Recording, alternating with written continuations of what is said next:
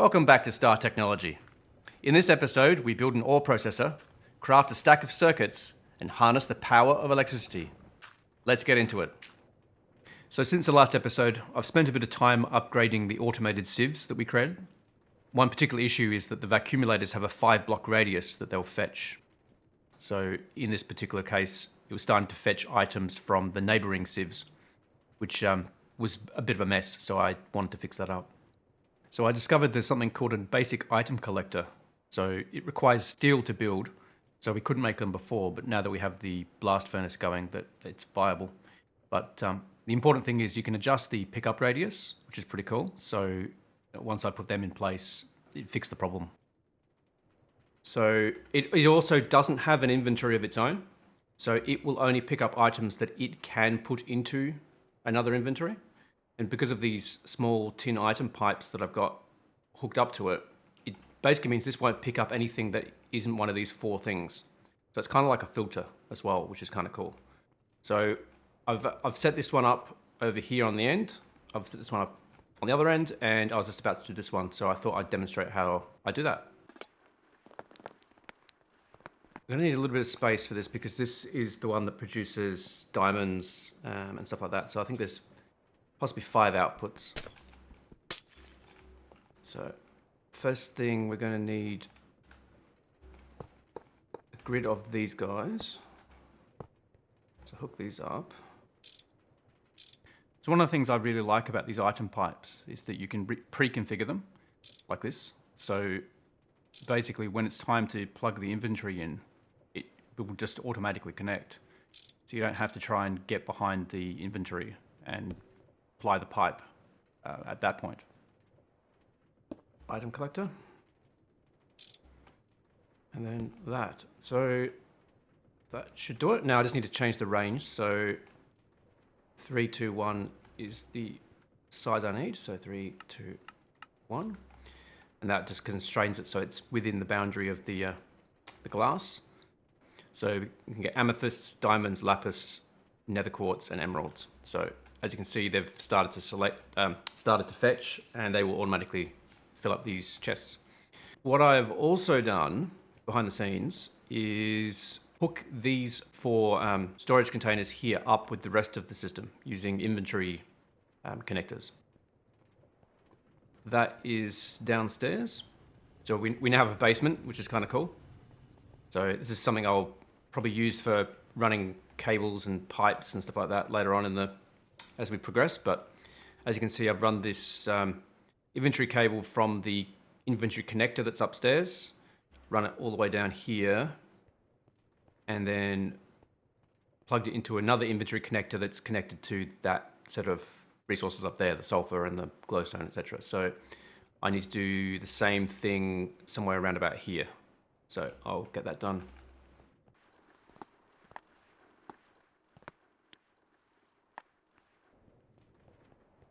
And so that's all hooked up now. So that just means I don't have to bother carrying those resources from here over there constantly. So it's part of the same system. So I haven't bothered to hook this up yet because currently the only place I process this is over in this bulk blaster over here. So I don't need to touch that for the moment. So one of the things I've discovered about ethanol production is that it is quite slow. Just due to the time that it takes for the basin to process the potato and bone meal and turn it into ethanol. I've created a new way of structuring the basins such that it is expandable. So what we've got here is the potatoes come in through this pipe, go into each of the basins. They also go into that hopper up there, which feeds the bone meal production. So the bone meal gets stored down here and then input into each of the basins from the side.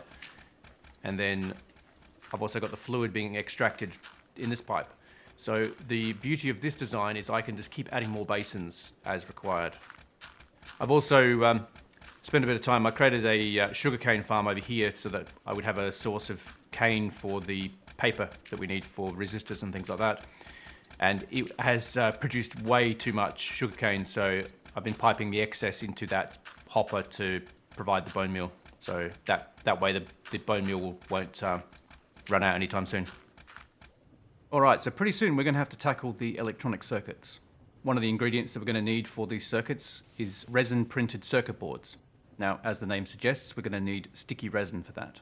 To get sticky resin, we need to cook slime balls, and the easiest way to get slime balls is to cook Slitake spores. So the best way to get more Slitake spores is to use a wooden barrel and this recipe here. In the presence of witch water, it replicates the Slitake spores. And then we need to create a second barrel that will actually produce witch water for us. And that involves mycelium spores and water, and that produces witch water. So what we need to do now is build some barrels. A large barrel is another multi-block, so it's going to require some treated wooden planks, which we still have, various input buses and output buses, the multi-block itself, and something called a pump deck, which is the lower section. It's shaped like a barrel, so it's hollow in the middle.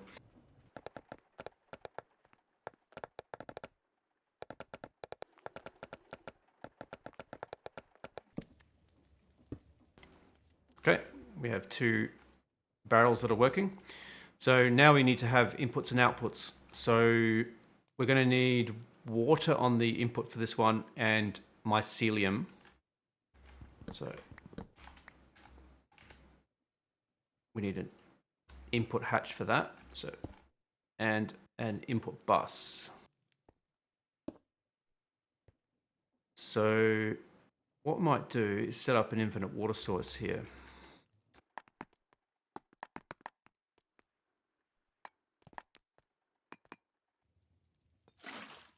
All right, so turns out that the create mechanical pumps can actually pull water from an infinite water source rather than needing an aqueous accumulator, like we used earlier in our cobblestone generator.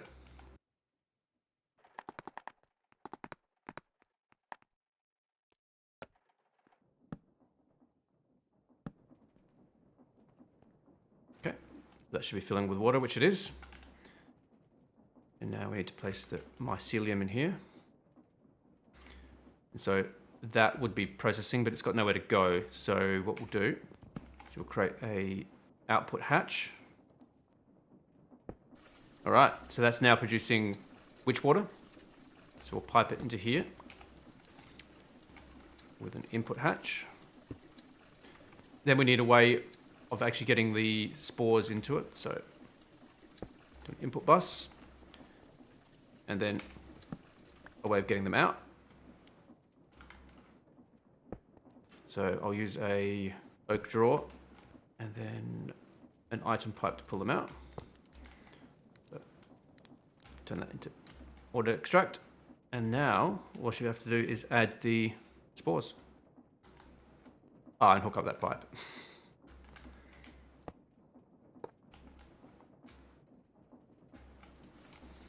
Okay. It's activated. So now that's transforming. And we're getting Slitake spores coming out. So this will just tick away and create all those that we need. So now that we have Slitake spores, it's a simple matter of cooking them. And that will produce slime balls. Alright, and once we have slime balls, we cook them again. And that'll give us the resin.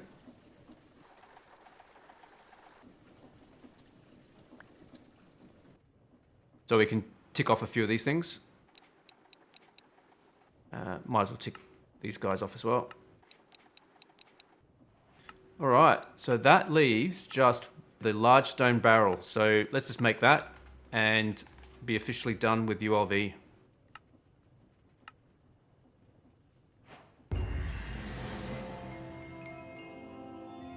All right, chapter complete.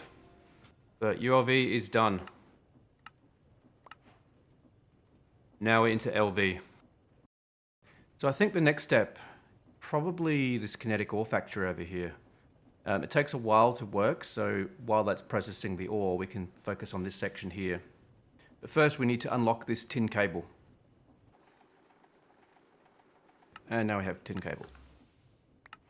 So next up is the LV machine hull.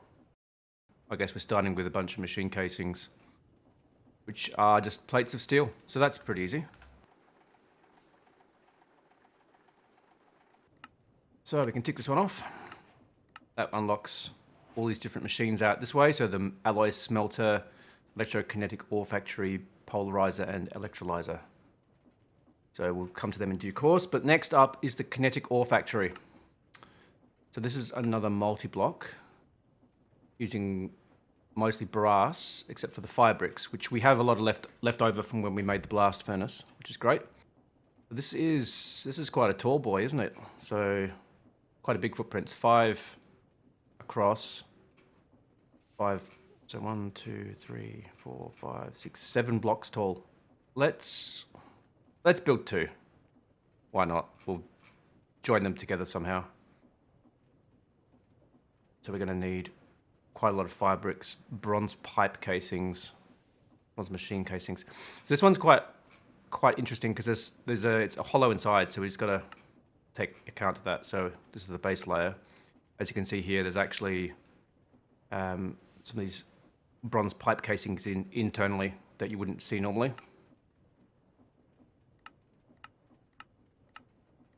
Yeah, cool. All right, so let's make some of those parts. So the multi-block, of course, itself. So we'll make 2 of those to start with, and then 8 each of those. So what do we need for that? Brass rods, screws.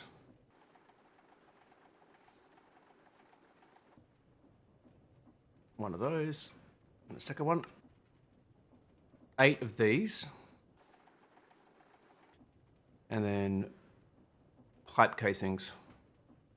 So this produces 2, so we're only going to need 4.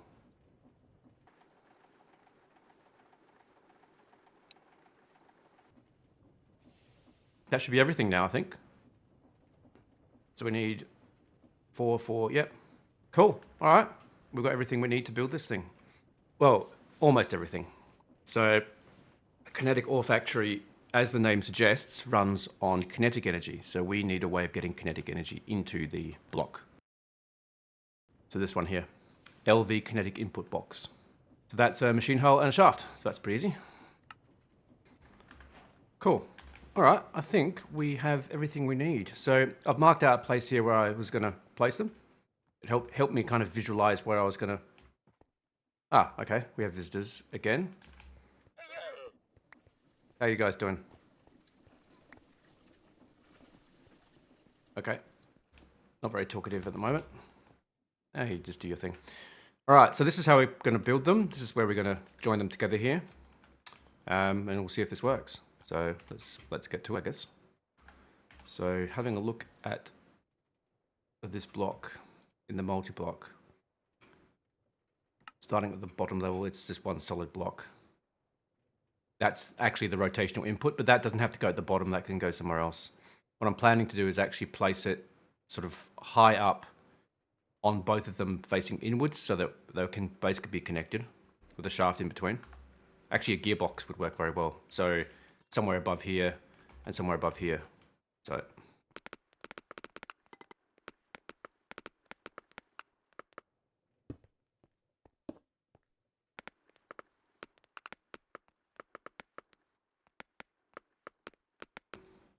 it's an invalid structure because I think it's missing the kinetic input, which is a prerequisite. So ideally what I want to do is place one kinetic input on this side and then one on that side. That way we can use the same shaft. So I wonder, could we replace those 2 blocks up there? Don't see why not. So in theory that should be, yep, that's complete now. So that makes our life a lot easier. So now I can just place a gearbox here and run a shaft out that way, and it's powering both. This is something that tripped me up when I first tried to use this block. So I think it may trip others up. We have a look at the requirements here. It tells you what blocks you need. When you mouse over these guys here, it actually says ULV input bus and input hatch. But because of the recipes that this particular multi-block uses, which are these here, it actually requires a minimum of 4 outputs. So one piece of crushed ore goes in, we supply it with water, but it has to have 4 outputs, otherwise it won't work. So we're going to need an LV output bus. So let's make one of those. What's the recipe for that? An LV output bus. So we need one of these. So a machine hull and a wooden chest. Okay. We're going to need 2 of those. Okay, let's get this hooked up then. So we need to hook up some water. Let's do that here.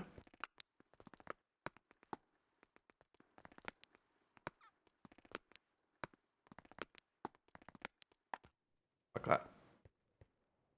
Cool. All right. So as you can see, this has one input and this has 4 outputs. So that's what we want. So this, when you're making this, make sure you use an LV output bus.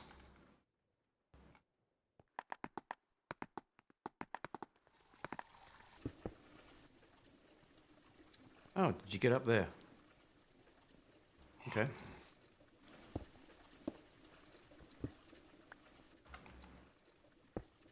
Alrighty. So that is now using up 4,096 stress units, which is quite a lot, but it is handling it.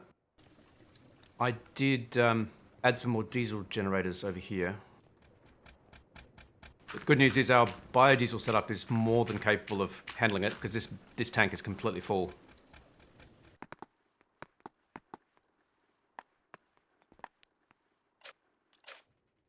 Cool. And that should be enough room for these guys.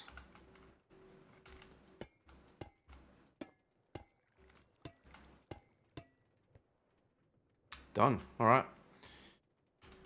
Now, how do we get this down here? I wonder if we could be clever. Place it there instead. That way we can just continue the shaft through instead of having to go up.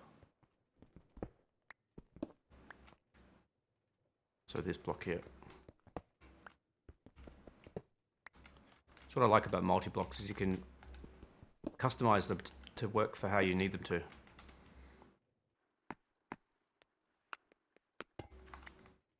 Cool. All right. So then the gearbox. Okay, that's hooked up again. And now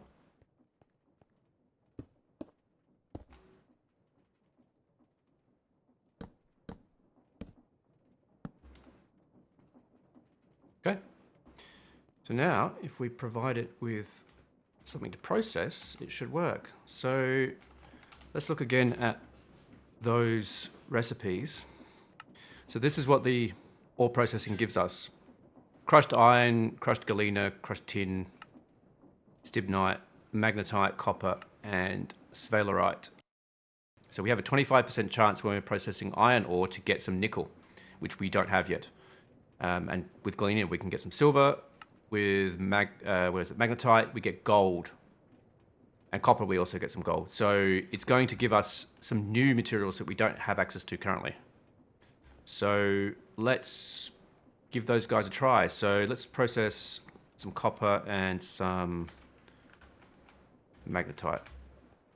So we'll put the copper into this one and the magnetite into this one. So they're churning away. So you can see the cycle time is 16 seconds, which is quite slow, but we'll produce some outputs. And so you can see copper and gold. So because it's random, you can get different things appearing. So I'll create some chests to output this into. All right, so as you can see, I've set up a few chests there. It's nothing fancy, but it just lets me fill the chests with some ore to process and then come back later when it's done. So in the future, we'll probably hook it up into our inventory system just so that it's more automated, but it's a good step at this point. So now that we have ore processing sorted out, we probably need to tackle the electronic circuit. I'm going to want to make probably 32 or maybe even 64 of these. Like an entire stack might be worthwhile. So that's going to be 128, or 2 stacks of these, 3 stacks of that, and 1 stack each of those. So I've got some crafting to do. I'll go through one at a time, just doing each one, but vacuum tube's pretty simple, copper wire. But yeah, this is going to require a lot of stuff because I need 128 of these.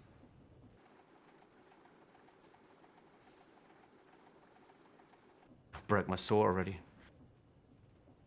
This is not going to be friendly towards my tools, I don't think. I think I'm going to be going through a lot of them.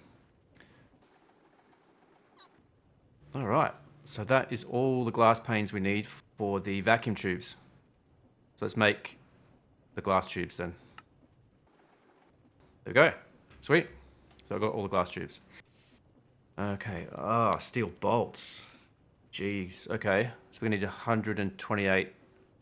No, 256 steel bolts. It's going to take a while. So that's the steel bolts for that. Now we need copper wires. Cool. And then one more stack. Done. All right. So now we should be able to make all those vacuum tubes that we need. So there's 64. There's 128. What else do we need? Let's make the resistors. So these are a bit more complicated. Haha, more copper wires we need. This makes 2. Okay, that's good to know. So we only need to get, you only have to do this crafting recipe 64 times. Okay, we need to crush up some carbon. Can we put that through the macerator?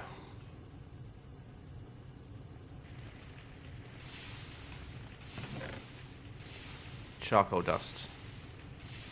Let's see if that works. The paper with the wire there, with the charcoal dust and something else there. What was that? Ah, the sticky resin. Oh, yeah, that does work. Okay, cool. So we should be able to build all these resistors now. I think we're going to have to place it manually because none of these are going to light up. Oh, hang on, that one does. Done. All right. We've got both of those. This is taking a long time to craft. All right, what's next? Red alloy.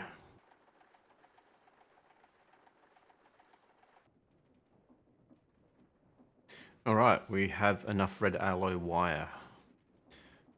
We need to make red alloy cable. Whew, okay, we're getting through it. So we've got all the resistors, all the vacuum tubes, the red alloy cables. I think we've got the steel plates now. Yes, we do. All that's remaining is the printed circuit boards. So we still need lots of copper wire for that. 64 of those, and now we just surround that with copper. Yeah, this is so much wire involved in this. And we just broke our wire cutter again.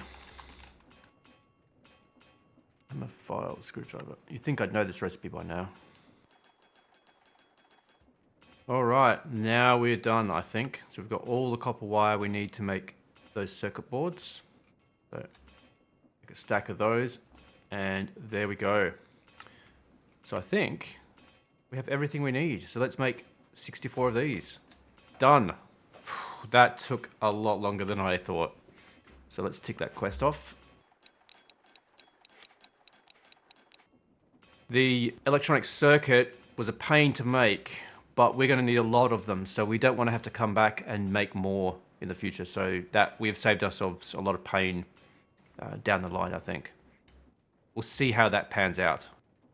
All right, so the next thing we want to do is start looking at producing electricity. So the way we do that is with these carbon brushes and appropriate coils. So let's start with the carbon brushes. So now that we have these circuits, that should be pretty easy. So we only need one of these. So that's what harnesses the power, and then the generator coil is actually what generates the power once it has an appropriate magnet. So I'm going to make 3 for a reason that I'll explain in a moment. So if I make 1, 2, 3. The way this works is these actually go on a shaft. So you need rotational motion. You have some sort of a coil moving the magnets. So the diesel generators provide the rotational motion, and then we use that to produce electricity. So it doesn't actually rotate itself. It's not a motor. So we'll create these 3 here. I think that's a good spot. 1, 2, 3.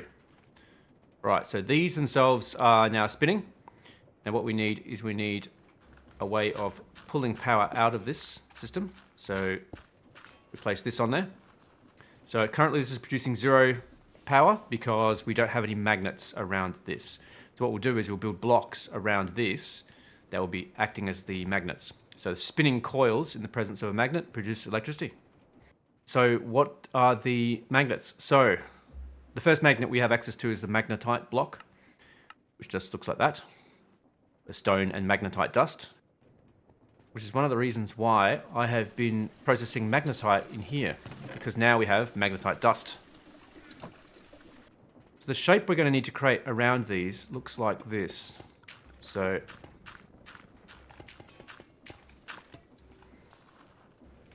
it's going to be, imagine that's all connected and it goes all the way around. So it's going to be 12 blocks per coil.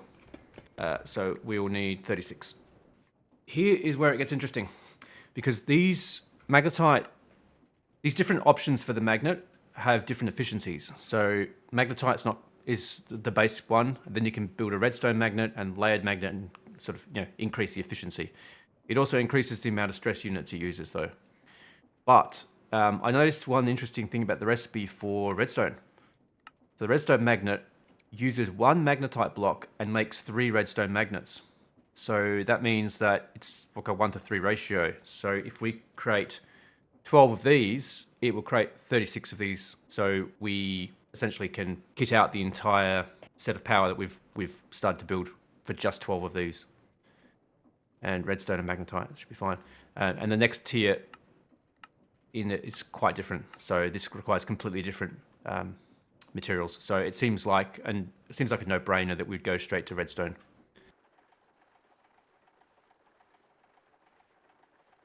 So what we should be able to do is place them around this. Now I believe it will auto place, because it's quite clever. So you don't have to place it yourself. You just kind of click on the right click on the actual coil itself. That looks pretty cool. So that's now producing 153 electricity per tick. Also, it's actually increased the amount of kinetic stress. So we don't have enough, is the current situation. So if I fill this whole thing out, it's going to stop. But I think I'll do that anyway, because I can remove one of these coils, or 2 of these coils, and then we can upgrade it later. Just getting these in place seems more important. There we go. Yep, it's overstressed it. One more. There we go. Cool. All right, so that's our power setup. But obviously, yeah, we need more power. So we can break one of these, and plug that back in. Cool. All right, so we're gonna have to come back to. We're gonna have to get some more power going, or reduce our power elsewhere, because we're pretty stressed. 6400. Each of these is. Actually, I could put the second one back in. We can only run 2. That's all right. We can expand this in future. There we go. So making more of these is pretty easy. And obviously I've got plenty of space. So this is producing plenty of power for the moment. So yeah, that's pretty good. Tick that off. Okay, so the next thing we're going to want to do is create some copper wire. The way you make this is with a wire mill, but that requires electricity. So we need electricity to create the thing that's going to let us use electricity, so we can't do that. However, there is a second option, which is using a saw. So that lets us sort of bootstrap it, and then from then on we can build the wire mill. So it's a fairly simple crate block. And I need some copper to do that. So this takes rotational input and saws things. So it's kind of like the vanilla Minecraft one, but obviously this spins by itself magically. Okay, so I've just hooked up the mechanical saw in this little corner here. So the way you use this is actually you throw items onto it, and then it cuts, which is pretty cool. So I'll just create a few of these. We can tick that off. So next, we're going to want to create a connector. Electrical connector.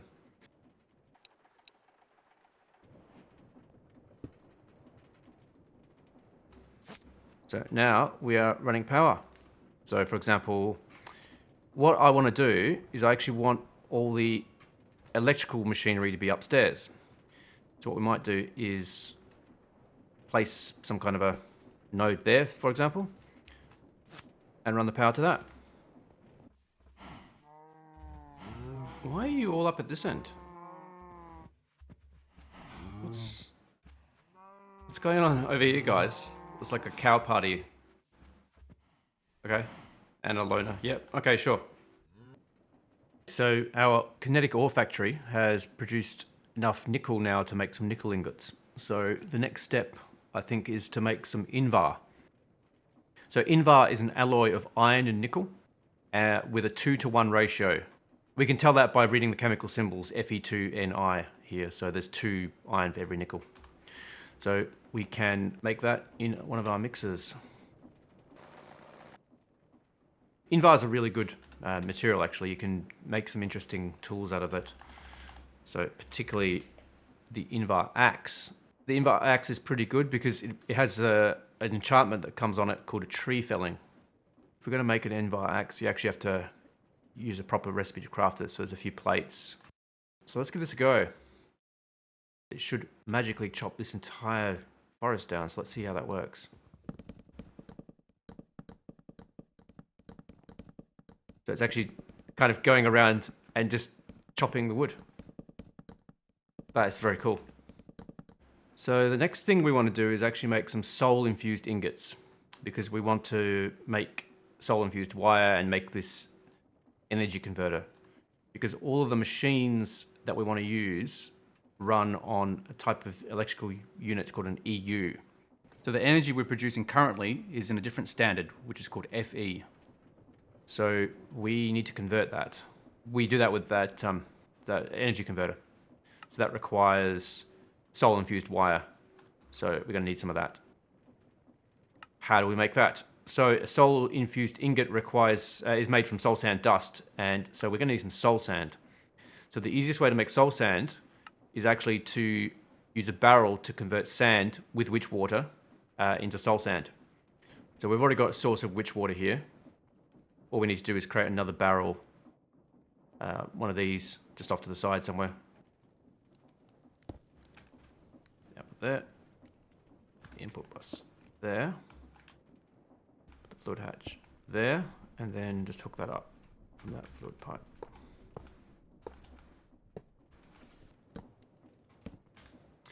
Okay, so now he's got to hook up some item pipes, so that should extract and that should put it in. So let's put some sand in here. So now we are producing soul sand. Now we should be able to put this into, wonder which one it is. Is it the macerator? Let's try that. It is, okay. And now we need to make soul infused ingots. So soul sand, dust, and Invar. And now we're making soul infused ingots. Put some of those ingots into the hammer. LV 4 amp energy converter. We need a soft mallet to configure it. Alright, so this converts between the 2 different types of electricity. So over here we have FE, and the machines we're going to be building are going to have EU, so we need to convert it. So in its default state, the energy converter wants to convert EU into FE, which is obviously the opposite of what we want. So we're going to have to reverse it. If we right-click on it, it's now switching. So it says there, in 512 FE, out 4 amps, 32 EU. So that's correct.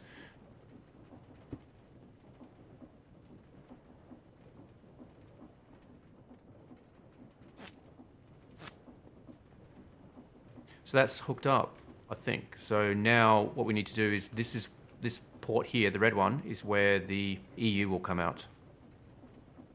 So the first thing we're probably going to want to build is the basic alloy smelter, because that will essentially make our mixing obsolete, I think. Okay, so now we have basic alloy smelter. So let's see if we can hook it up. So I'm actually going to move all this later. It's just a temporary setup just to test this out. So place that there. Okay, so That's connected. And that's connected to that. So in theory, if I place this down, and then do that, it now has power. Let's just test out making red alloy, I guess. So it should be 16 of that and 1 of that. Now we're making red alloy ingots. So essentially, we have entered the age of electricity because we're now producing electricity, and we've actually made something that will actually utilize it. That was pretty quick. All right, I'm very excited about that. So something else that's worth mentioning about the basic alloy smelter is that it can handle dusts directly instead of requiring the dust to be first smelted into ingots. So it's basically one less step that we have to do if we want to create some alloys. This entire upper floor is where I'm going to put all the electrical equipment. As we progress, I might actually continue building upwards. I think that would be quite a cool thing. Instead of sprawling out in all directions, I think, sort of the low-tech stuff is down below, and then you kind of get more high-tech as you go up. Let's tick that off. Something else that's probably worth looking into is this basic Energizer. Some of these other magnet types, like the layered magnet, for example, requires overcharged iron and overcharged gold. So the way that we make those is using the Energizer. So there's a few different recipes here that come up. So iron sheets and iron, and then gold, and then diamonds as well. So we're going to need to build this Energizer in order to do those recipes. Fairly simple crafting recipes, so let's do that. Okay, so where should we put this? Somewhere near here, because we're going to need the electrical power. Put it there. Place the Energizer on top. So that needs a rotational input as well. But before we do that, let's plug in the electricity. Okay, so we've hooked up that shaft there. Now we've got some power to it, so I guess it's just a matter of placing these on there and just waiting. Okay, that's done. So next up, I think we might overcharge some gold, and then that way we can build an upgraded Energizer.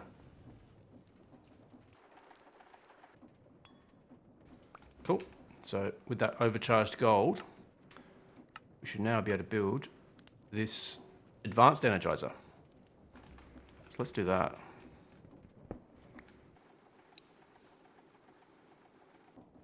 Okay, let's see how this works. So this seems to be going quite a lot faster, so that's good. Considering how easy it was to make, I think if you're going to go down this path, then definitely just do that upgrade immediately. What's the reinforced one? Oh, okay. We could probably do that as well. Is that going to be worth it? Yeah, why not? Let's give it a go. We don't want to sit around waiting for things all the time. Now we've got the top tier Energizer. That's overstressed our system because of the extra usage, but that's fine. We'll make a tweak here somewhere. What don't we need right now? We can just turn down the this speed temporarily. I'll be upgrading the power pretty soon, so that's not going to be an issue much longer. Oh, look at that. I like that. Much quicker. Okay, that's very cool. All right, that was worth it. Okay, so let's tick these off. So what that means is now this layered magnet is viable, which will take us, will allow us to generate more power from our rotational. So we would need 36 of these, so 9 of those. So we could almost build this now. That's it. Okay. That's pretty cool.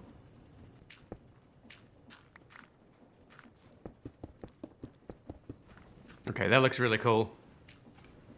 Now we're up to 66.7% efficiency. Okay, so because I was a bit confused about how the electricity is generated by these coils and what effect the different magnet types have on the amount produced and the stress units, I thought I'd do a bit of an experiment. And then the results are quite interesting, so I thought I'd share that with you. So if you just place a generator coil like that without magnets around it, it already uses about 3,000 stress units. So that's sort of like the base cost, and we can't do anything about that. Now, if we place that coil in the magnets, it's now using more stress units. So now it's 6,144. And as you can see, the efficiency is 50%. So that's because of this particular type of magnet that we're using. Now, if we were to plug in the carbon brushes, it tells us that this particular coil is now generating 153 electricity per tick. So that's important to remember. Put this in here. Now, the efficiency is 66.7%, and the stress units used is 9,200. So it's about 3,000 more. But if we plug in the electricity, we're now producing 307 electricity per tick. We're using only 50% more stress units, but double the electricity. So that means, well, that's the benefit of the magnets. So having more efficient magnets means we get more bang for buck. So more electricity out of the same amount of stress units. And just to satisfy my curiosity, I decided to upgrade to the next tier up, which is the fluctuated magnetite. And that's now doubled the energy output again, but only using another 6,000 SUs. So now we're up to 15,000. We achieved a lot today. We advanced to LV, which is pretty exciting. We've got electricity happening. We've got our Kinetic Ore Factory happening, which means we've got ore processing. In the next episode, I think we'll just continue exploring the LV tier and just automating more of our processes using the new machinery that we have access to. Thanks for watching, and cheers.